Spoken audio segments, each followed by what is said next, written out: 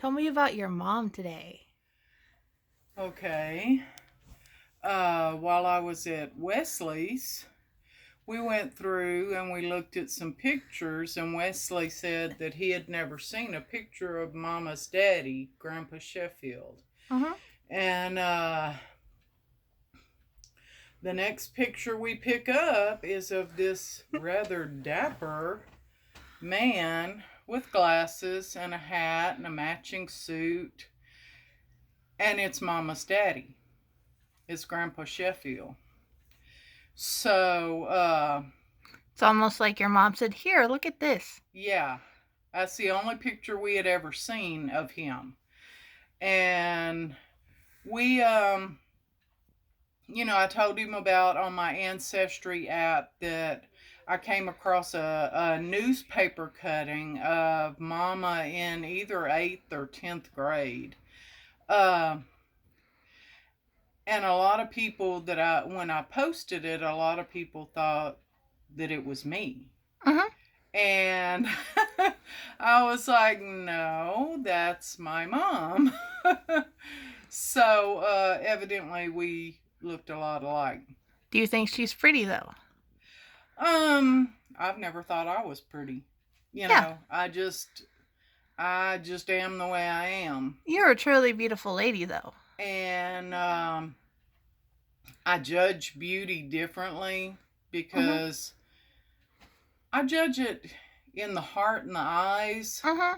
not necessarily in the outward appearance. Uh-huh. And you can tell a lot about people by their eyes. But mostly it's what comes from their heart. Uh-huh. And Mama, I didn't understand it till I was older, but Mama never showed emotion. Uh-huh. Unless she was, she never showed us love unless she was in front of somebody. And I didn't understand. And then I thought back. And we would go to Mama Nell's, who was her mama, and they didn't show emotion to each other. It was almost like that was just something you didn't do. And so I think Mama didn't know how to show it because Mama Nell never showed it. Yeah. And so, there were several pictures of Mama and Daddy when they were younger. And one of them is where they're at the roadside park, and they're picking on each other, and she's standing next to him, and it's almost like she's gonna reach up and slap him, and they're both smiling. Uh-huh. And Aunt Barbara, which is Daddy's sister, loved Mama. Uh-huh. She did. She didn't care too much for Catherine, Daddy's second wife, my stepmom. She didn't like her at all. But she did always till Mama died. She loved Mama. And she said, what they had between them was between them. She said, but I always loved Bobbie. Uh-huh. And Mama had her moments. Daddy told us after Mama died that they lived in rain at the time, and he was working on land rigs. Uh-huh. And he had forgotten his key or something like that, and he was going to come in and couldn't get in. And so he went around to the bedroom because the bed was under the bedroom window. Uh-huh. And he got up in the window, and he was just going to fall backwards on the bed, and Mama had rearranged the bedroom. And he fell flat of his back on the floor. And he says, it was just one of those moments. But he says, why I went in the window backwards, he said, I just assumed the bed was there, and it wasn't. So that was funny. Mm-hmm. But Daddy and Mama, they were very much, Daddy was very much old school. Mm-hmm. He absolutely never, I never heard a bad word come out of his mouth about Mama. Never. Mm-hmm. Where Mama was, and Wesley and I talked about this. Mama had a hysterectomy.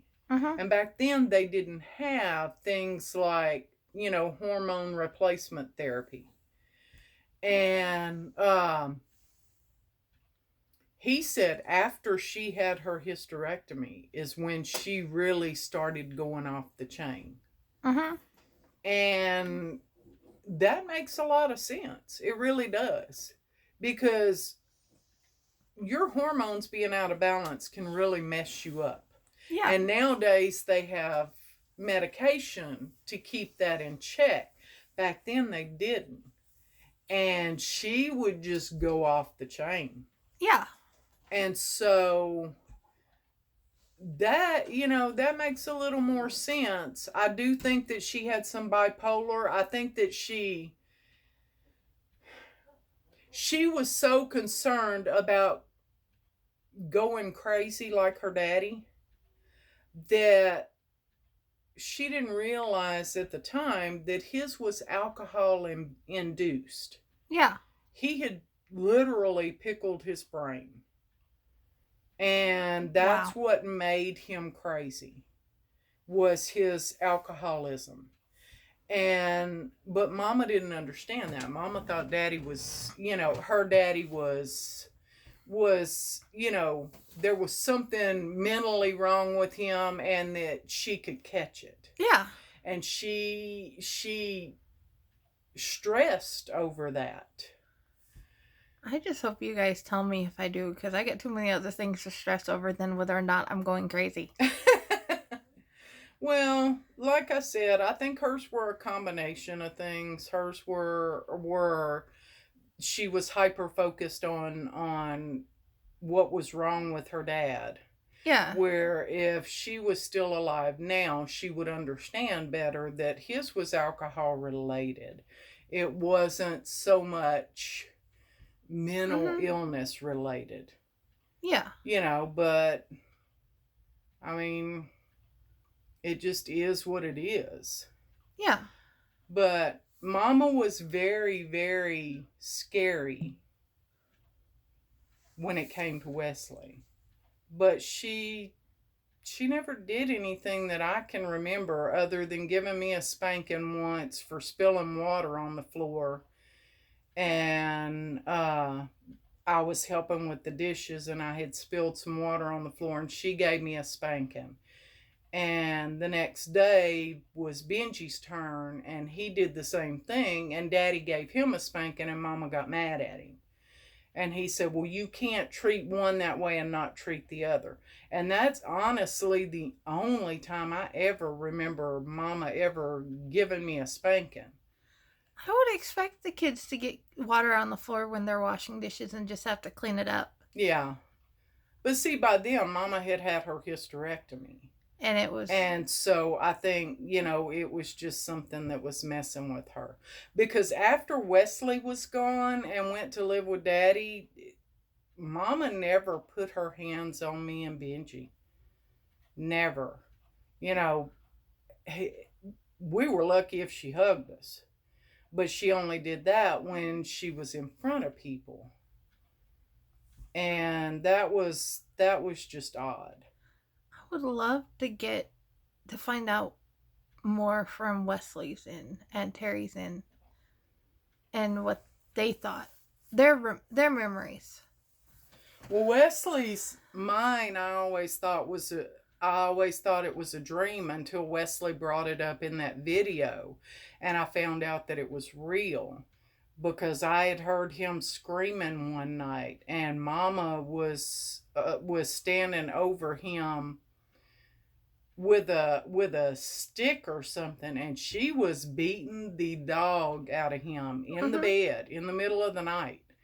And I snuck off back to my room and got in the bed and put my head under the pillow because I was afraid. Mhm. But Wesley said that what happened was Mama, when she told you, okay, pull your pants down, I'm fixing to whip you, he just finally told her, no, you're not doing this to me. And so she waited till he went to sleep, and she went in the bedroom and she got him in the middle of the night. But she would whip him and stop and smoke a cigarette and then whip him some more because he wouldn't cry. He wouldn't cry. He wouldn't give her the satisfaction of yelling out or yelling stop or whatever. He'd just lay there and let her whip on him. And it would piss her off. And she would whip and whip and whip and then stop and smoke a cigarette and then whip and whip and whip some more. Mhm. And so I don't know what it was with Wesley. I don't know if it was the fact that he was born on Daddy's birthday. They were 30 years apart, and that was the thing, or what. I don't know. I don't either. And we'll never know. No, not until you get to heaven. Right? I'm not rushing you there. Well, I'm not rushing to get there either, but when it's time to go, it's time to go. Oh, I fully understand that. Yeah. Trust me, I've already lost my mom and dad and so many other people. I understand this. That just doesn't mean I'm rushing any of it. Yeah. I just also want to continue having these talks and me learn more. And then Josh goes behind me and he watches them and he learns more. Yeah. Yeah, that makes sense. I mean, it's made me feel good that Wesley did what he did, because there are times when I can just sit there and listen to Daddy's voice. Uh-huh. I can watch old-timey 8mm videos of Mama and her two sisters, and and Kathy and Uncle Jim and Aunt Carol Ann. That was Fred and Bill's daddy. Yeah.